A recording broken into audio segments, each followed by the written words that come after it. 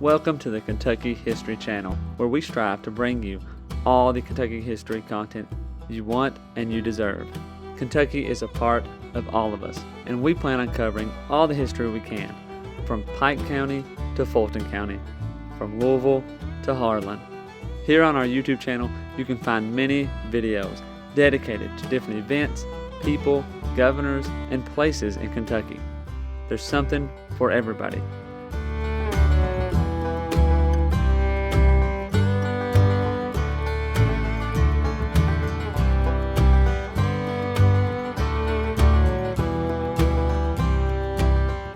While you're here, if you like the channel, hit the subscribe button and the notification button so you get notified anytime new Kentucky history is available. And if you want to support the channel, we have a Patreon page as well, or patreon.com/KYHistoryPod. Welcome back to the Kentucky History Podcast. I'm your host, Jameson Cable, and I'm joined again with David Kirkpatrick. How you doing? I'm great. You? Doing good. We are diving into some more Kentucky history and something that I've wanted to talk about for a while. But back many moons ago when I started researching it, I stumbled upon the wrong book.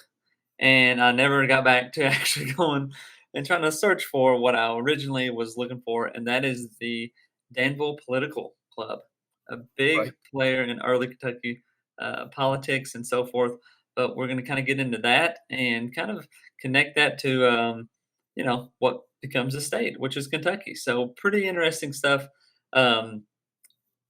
It's fascinating just because you think about politics now. There's politics back then too. Yes. But anyway, go ahead. Well, it really is fascinating. And I think it happens at a time when America really is pretty young in itself. So I think you kind of have to remind ourselves of that as we set the stage. When Kentucky is holding its many conventions that are ultimately going to lead to statehood in 1792, again, America is barely getting started. But the first convention, 1784, I think, the nation itself declared independence 6 years before that. This is not long at all. And the Treaty of Versailles that ends the American Revolution, it's only been signed the year before, 1783. So, the United States Constitution is still 3 years from being written. We have to remind ourselves, we have the Articles of Confederation, if you think back to history class, for quite a while. And then 1787, that summer is when they write the Constitution of the United States. So in the middle of this period, Americans are really openly debating what an American government should look like. And that kind of sets the stage for the political club. Mm-hmm. Yeah, I think we often kind of forget the time frame of Kentucky becoming a state, the United States becoming a country, all within 2 decades. That's and which seems like a long time, but in the span of history is really not that long at all. But yeah, in the middle of all this atmosphere, in the year of 1786, the Danville Political Club is born. And when we think about a political club, what is a political club, and what does that even mean? And it's pretty much exactly what you think it is. Politicians coming together and kind of debating and talking about stuff. I remember reading a book about Caleb Powers, and he was a great orator, and one of the things he enjoyed doing was going to these political debates where people would get together and they would just debate the topics. And that was kind of the show of the time, is them getting together. Here's your topic, defend your topic, what do you think, and so forth. And that was kind of like a sporting event in a way, But this debating society, the Danville Political Club, would only be around for about 4 years, and the records are really few and far between. Hard to get a hold of some of these original papers and so forth. It would include a number of really important Kentuckians whose names are very familiar to us for sure, but also include people who are less known, but no less excited about the idea of signing or shaping the America in Kentucky into something that would, be new and be good representation for the people and so forth. So, pretty important club, and I'm sure we'll get into it a little bit. But I wonder, how many people knew about it? Right. Is the secrecy we have today, is that just because we've lost it? Did everybody know this existed? That's a good question. Yeah. Yeah, and it's interesting too. If they did know about it, it probably wouldn't be terribly surprising, because this kind of thing has a long history in the United States and even the colonies. Of course, we think about during the Revolution, the British shut down state or colonial legislators. So what did these people do? Well, when the legislators suspended, they go to public meeting places like pubs and sometimes I think churches and areas like that, and they met and these debates carried on in public forums. And it's not just politics, right? We tend to think about that a lot, but scientifically, if you read about Ben Franklin, in the years before the revolution, he's constantly doing these little experiments with electricity and things like that. And I remember one story. I think he kind of electrocuted himself. He was trying to shock a turkey, a live turkey, and just to show the power of electricity. And he grounded himself and in front of a group of house guests, which I'm sure would have been kind of embarrassing. But these little groups happened, and it's fascinating because it's easy to take it for granted. But this is the 18th century version of YouTube. This is Oh, how disseminated information, right? yeah. They're doing the kind of things we do right now, and what people do in the comments. And so these little groups, they discuss politics. That it really becomes normal in this era, and even on the other side of the pond, because when the French Revolution happens in just a few years, people there would form political clubs, and they would discuss the future of France. And of course, unfortunately, that got a little more bloody than here. But Mhm. it really shows you people really view this as part of life. Yeah, yeah. Now, there is at least one reference to this club by a non-member, Mm. and though his assessment of the situation was less than happy, an army officer named Major uh, Beatty, is that right? I think beauty, yeah. Beatty was staying in early Danville during his stint in the army. He was a paymaster and could have been carrying funds for the troops or been fulfilling some other mission related to his job. But the poor major had finally found a soft bed in Danville where he gratefully climbed into bed.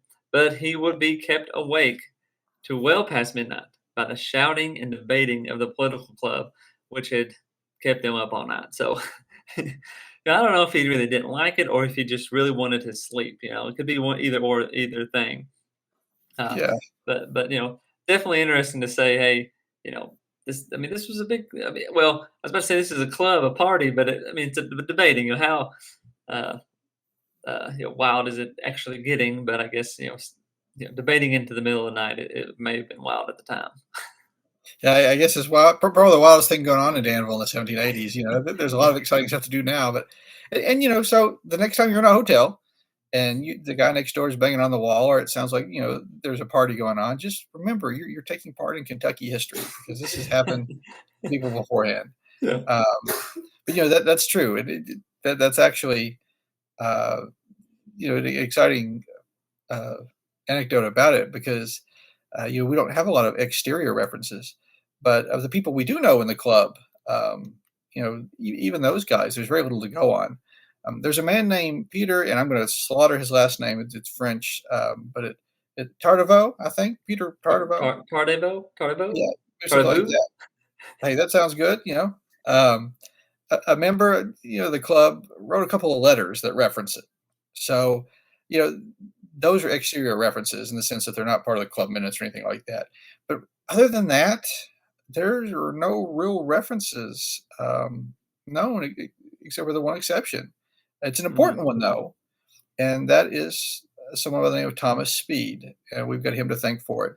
And if you have read much Kentucky history, especially if you live in and around Louisville, Speed is a name that will be well known to you.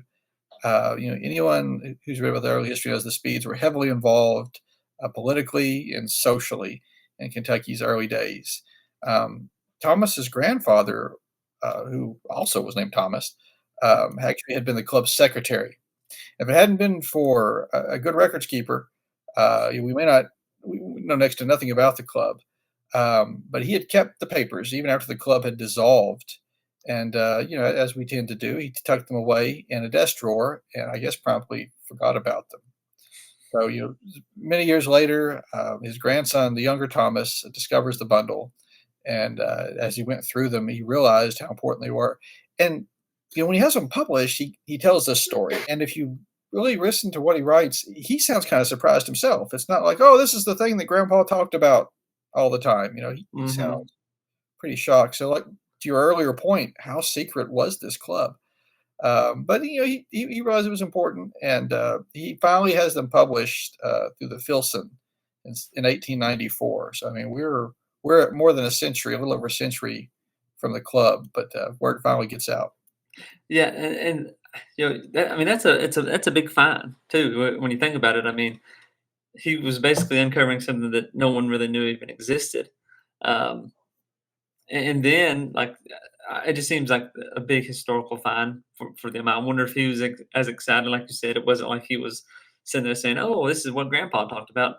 This was all new Yeah. information. So pretty, pretty big find for just to be lying around in a desk drawer. I mean, come on, why aren't people cleaning cleaning out their drawers a little more? You know, but the secrecy of the club, it's just really interesting. And, we have no way of knowing whether it was meant to be secret, or any kind, at all. We don't really know because basically we got these papers about 100 years later, and you can't. There's nobody really to ask. Was this meant to be a secret? Right. Or if the fact that the club was just short lived and left so little in terms of a paper trail, it just slowly disappeared. The people who were in it just didn't, speak of it much. And then once it was over, it was over. But we do know that getting into the club was a chore. It required Right. a unanimous approval of current members, though it would later be reduced to only two-thirds of the members. Just think about it. One person says, "No, I don't want this person in," and you're not in the club. So you know, playing politics was a way of getting into the club. You had to make sure everybody wanted you. You can't have So enemies. yeah, yeah, yeah. So not just anyone could join, and we know that some people didn't make it. So that's pretty interesting. There was a man named Benjamin Grayson in 1787 who, despite some support, failed to get enough votes to be admitted. And I'm pretty sure I've heard that Benjamin Grayson name before. Maybe in some other history books. I don't know. But despite the tough requirement for getting in, a total of 30 guys made it in, though no more than half were in attendance at any given time. Obviously, we've talked about this many times. These meetings or conventions. Hey, here's who's supposed to show up. A quorum is formed. Ah, guys, sorry, not enough people showed up. We can't do it. But obviously, in a club, you probably didn't have much of a quorum. It was probably just more like, hey, John's not here today. Let's continue. Right. Yeah, yeah, that's absolutely true. And even today, if you're part of clubs or societies or whatever, you'll find that is often true. I know we've both experienced that. It's life gets in the way sometimes, but of the people who are part of the club, when they are in attendance, it's a pretty stellar group. It's kind of a who's who of early Kentucky politics, and there are names that are easily recognized. Thomas Allen is a big name. The Allens, especially in Mercer County, those early days are really important. Hmm. We won't name all 30 of these guys because Yeah. it'll take forever. James Brown, I think a Lexingtonian, I think Hmm. early on. Christopher Greenup, of course, future governor Harry Ennis, Sam McDowell, a very familiar Danville name, and not just Sam, but William McDowell also, is part of the club. Benjamin Sebastian, we've talked about him in some other videos. He ends up being a Court of Appeals judge and early founder of Kentucky. And of course, the Speeds, Hmm. James and Thomas, the guy who ends up being the secretary. And then, Thomas Todd. And again, we've got the Speeds from Louisville. We've got the Todds from Lexington. Hmm. You've got Lexington or Kentucky pretty well covered. Yeah. And Thomas Todd now. He what was he what did he become politically? Was he or is that the one that died? I Which should have known that ahead of time. That's a good question. the one that died at Bryan Station. Right. Or no, not at Bryan Station, at I know who you're talking about though. Blue Licks. That might be Blue Licks, that might be John Todd. I don't know. The Todds will get confusing. Anyway, anyway, in fact, well, anyway, of the 30 members, more than a third had participated in at least one of Kentucky's 10 constitutional convention. And Samuel McDowell was president, and Todd was secretary of the 1792 convention that ultimately, wrote the Constitution that we just reviewed a few episodes past. Right. And during the convention of 1787, 10 of the 38 members, 1 and 4, were members of the political club. So they had a great influence over the development of the state. I mean, the creation of the Constitution. I mean, forming the state. These people had a big hand in. But rewinding to 1786, we know from the notes discovered by Speed that the first meeting was held on December 27th. Yeah. So, again, this sounds crazy, but these are the big political players of the time, honestly, or maybe not all of them, but Yeah. some of them will definitely become that. Absolutely. And it's interesting too, the club, you mentioned them starting on December 27th. If you're trying to do the math back in your head, 100 and some years, they would meet on Saturday nights, basically. What sounds a bit strange, to modern ears, I guess. You think of the things you're doing on the weekend. It's Saturday night, you got some money in your pocket, you got some free time. Let's go debate politics. But I guess at the end of the day, it was a little different back then. They didn't exactly have Bolorama. And what's the other place in Danville? Windjammers, the fun Hmm. center for Yeah. skating. Those weren't built just yet. So, wasn't a lot of competition. Um, but, the debates may not have been the only place in town, but there was just not a lot to go on. They were held, though, at a place called Grayson's Tavern in Danville, which was a pretty popular meeting place. Hmm. So it may have been more lively than, a regular discussion, but, you know, that may have appealed to people, even though less than half the membership was from Danville.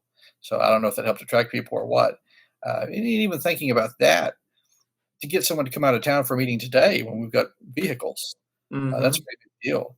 But for these guys to make their way from Lexington and Harrodsburg and these other settlements from what would become Stanford up to Danville, um, yeah, that's saying something. Yeah. They would eventually move to the courthouse, though, and they would eventually move the meetings to mid-afternoon, and which seemed to make more sense and be a bit more of an appropriate setting. But yeah, pretty interesting. Yeah. Well, yeah, it just does not sound as appealing to go and debate on Saturday afternoon. Which I mean, honestly, I say that and instantly think, well, you go and hang out with some friends, and in a way, you might get in a discussion that is a debate about what's going on, or what do you think about Right, this, or did you hear about this, and so maybe just not as formal. right. Maybe that's a better thing. But attendance was a big deal for this club, and Yes, not many people today would be willing to join a club that fined you every time you were late or absent from a meeting. At least I wouldn't be apt about joining that club, and I would think most people would that would be no, I don't really want to be a part of that if I'm going to get charged for not showing up. Um, but there were legitimate excuses, of course, including the super important things like dating a girl, right. but only if she was out of town. Well, yeah, I Uh, mean, that's what Saturday nights were. They moved to the afternoon. There's yeah, exactly. And this is probably the most comical part of the Danville political club papers. Back then it was called wooing. So it's usually meant calling on or visiting a girl in her home. But it's interesting. And to be fair, the fine was 1 shilling and 6 pence. And sorry, one shilling and 6 pence if you were late or left early, and 3 shillings if you were just completely absent. Now there are several different websites which help convert historical amounts into what they would be worth today. But the one I was able to put out by the British National Archives, since I know it would be reliable, in today's cash, it makes the fines out to be £11 and 51 around 41 about $14 for being absent, and £5.76 or around $7.50 in American money, if you were to be late, right? Right. So the fines would not have been, a hardship for these guys. I mean, these are probably the wealthier people, and I'm sure if he's like, "Well, I'm cutting out early. Here's my 1 shilling and sixpence. See you guys later." Yeah, you bought the next round of Doritos, basically. Yeah, yeah, yeah. Hmm. Yeah, it is interesting. So, like you said, these guys are wealthy, so it's probably not too hard on them. But it only took 6 members. We talked about this a little bit earlier to have a quorum, so it's kind of laid back. They did have a president, right? You had a secretary, you had a treasurer, like all good clubs.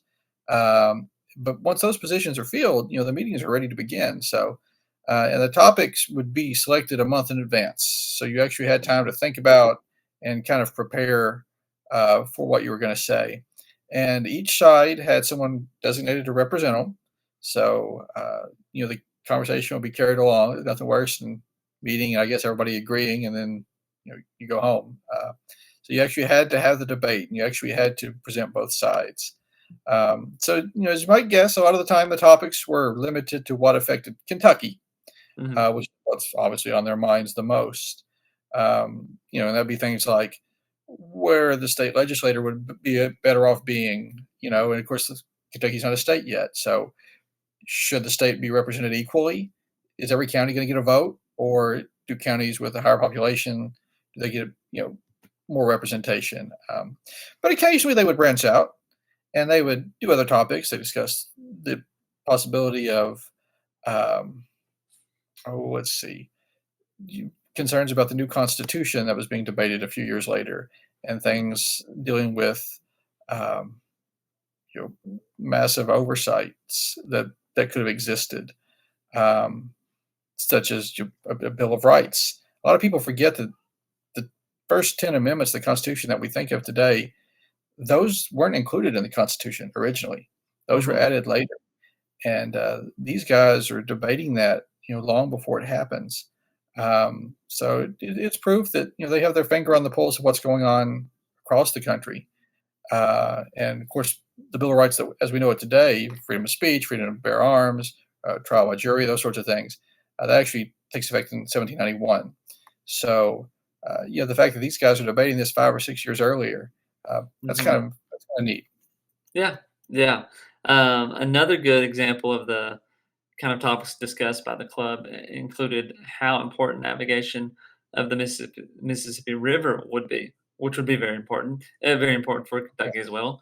And, yeah. and this would be a big concern for Kentuckians all the way through the Civil War and even through the War of 1812.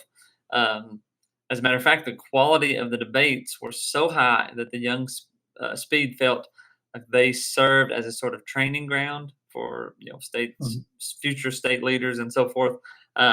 Here's where it kind of gets more interesting, or at least more formal, to say it that way. Yeah, You had to you could not be disrespectful to the others, right. and you could speak no more than twice per meeting, which required you to stand and introduce yourself. So it was very formal and somewhat different than what we have come to see in modern politics and modern debates, which is very interesting. I think, like, just think if you were at this debate, this club, and you could only speak twice. That would mean you would have to, when you spoke, you would not want to waste that time, Right. and which is actually probably a very good idea because then you don't That's want what I was thinking. Something to me use that rule. because then, like, you don't want to waste your time talking about stuff that's not going to matter. You don't want to just blow smoke or anything like that. You would want to be sincere and to the point and get what you needed to say out so that it would be useful to the club. Um, but yeah, that's a pretty good rule. Yeah, I may have to mention that. I kind of like that way at work. That's a good thought. But yeah, so just to recap, like you said, it's a fascinating topic, and anybody who's read about early Kentucky has heard of the political club, but no one knows anything about it. But what we do know is that it was really one of the many shining examples, and I say many because I'm a Kentuckian, maybe I'm biased, but many of the shining examples of how Kentuckians, despite the fact they are separated from the large cities and the centers of power on the other side of the mountains or at the head of the Ohio River, despite that separation, they're deeply concerned with how the state and the country are developing. And they really want to see the new republic that's been founded succeed. And I think this kind of proves they're up to the task for that. Yeah, yeah, very much so. Because as we mentioned, we're talking about 1792 is when Kentucky is becomes an official state. But this is happening in 1786. So 6 years before that, the people are coming together and already kind of mapping out some ideas, and kind of thinking about what needs to happen to become a state, what needs to happen when it is a state. And even though it only lasted for 4 years, still those people, Christopher Greenup and many others, end up being in political office Yes. that does just that, makes a state and so forth. Now, Greenup, he was the third governor, so it did take him a little bit of time before he became the governor. But I about guarantee you that him being in this club formed those connections that would later lead him to get into a position of office. I mean, and he was in office before, even when the state was first formed, but not to become the governor until 8 years later, or no, 12 years later, I think. Right. Yeah. In a time too when political parties really looked on as a very evil things, right? Washington, one of the last things he said is don't form political parties because leaving office. If there's no official party to get your name out, because it was really seen as a bad sign if you're asking people to vote for you. The way you did that was you went to these sorts of meetings where there are movers and shakers. And if you spoke well and you made good points and you made connections, that's how you advance yourself. So like you said, and like Speed said, it's a training ground, but it's also a networking area. And so, yeah, it kind of an important place. And as far as the date goes, you counted backwards from statehood, which is a good point as well. Another way to look at it, going from the other end, it's less than 15 years from the time the first tree is felled to build Fort Herod, the first permanent settlement. Less than 15 years, instead of just hanging out at home and plowing the farms, these guys are taking time out of their schedules to debate national issues, which is pretty impressive. Yeah, yeah. But yeah, a good little piece of Kentucky history that is something a little bit hard to find and so forth, but very, very interesting to dive into and learn about, I guess. Anything else? I think that sums it up well. All the information is out there. We've covered. So Yeah, yeah. So, we will mosey on and get some more New Republic coming out, and that's it. Thank you all for listening, and we'll see you next time. take care. Welcome to the Kentucky History Channel, where we strive to bring you all the Kentucky history content you want and you deserve. Kentucky is a part of all of us, and we plan on covering all the history we can, from Pike County to Fulton County, from Louisville to Harlan. Here on our YouTube channel, you can find many videos dedicated to different events, people, governors, and places in Kentucky. There's something for everybody.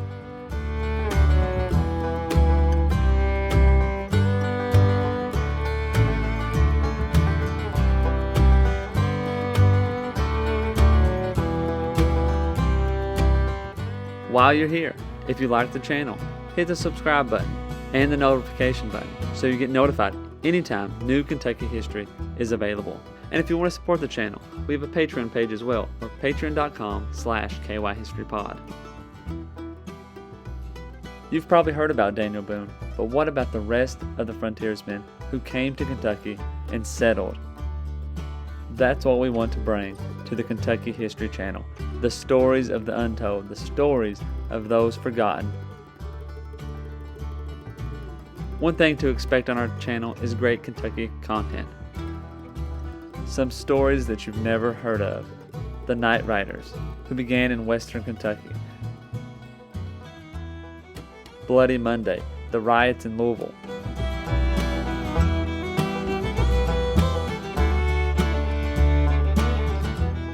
the assassination of Governor Goebel, the only governor ever assassinated in the United States. Stories from all over Kentucky, stories that are unforgettable once you've heard them. You can find out who counties in Kentucky are named after and how your county got started. From beginning to end, we plan to document every county in Kentucky, all 120. Reach out to us on all of our social media platforms, Twitter, Facebook, and Instagram. And also leave a comment on one of our YouTube videos. You can also check out our podcast episodes. You can subscribe to our podcast on Apple Podcasts, Spotify, iHeartRadio, and many more.